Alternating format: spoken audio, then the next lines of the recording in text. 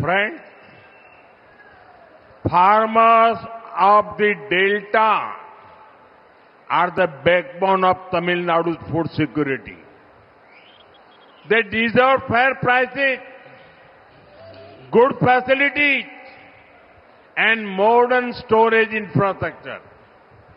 DMK promised to create grain warehouses, but today farmers are searching for these warehouses which are nowhere to be found.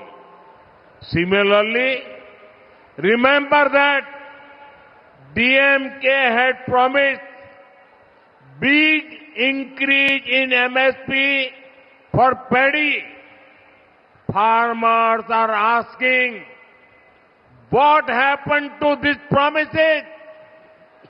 Illegal sand mining is destroying rivers and threatening the environment. Yet, those responsible for it continue to enjoy protection of DMK. நண்பர்களே, தமிழ்நாட்டின் உணவு பாதுகாப்பிற்கு delta பகுதி விவசாயிகள் தான் முதுகெலும்பாக இருக்கின்றார்கள். நியாயமான விலைகள், நல்ல வசதிகள், நவீன சேமிப்பு கட்டமைப்பு ஆகியவற்றுக்கு உரித்தானவர்கள் அவர்கள்.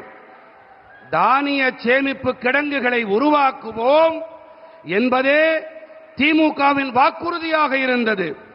ஆனால் இன்றோ விவசாயிகள் எல்லாம் இந்த சேமிப்பு கிடங்குகள் எங்கே எங்கே என்று தேடிக்கொண்டிருக்கின்றார்கள்.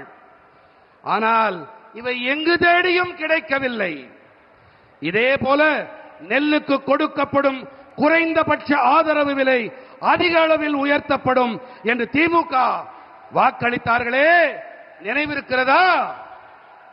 நீங்கள் சத்தியம் செய்து கொடுத்த அந்த வாக்குறுதிகள் என்னானது என்று விவசாயிகள் கேட்கின்றார்கள். சட்டவிரோதமாக மணல் அள்ளப்படுவதால் ஆறுகள் நாசமாகின்றன, சுற்றுச்சூழலுக்கும் அச்சுறுத்தல் ஏற்படுகின்றது. ஆனாலும் இவற்றுக்கு காரணமாக இருப்பவர்களுக்கு திமுகவின் பாதுகாப்பு கவசம் இருக்கின்றது.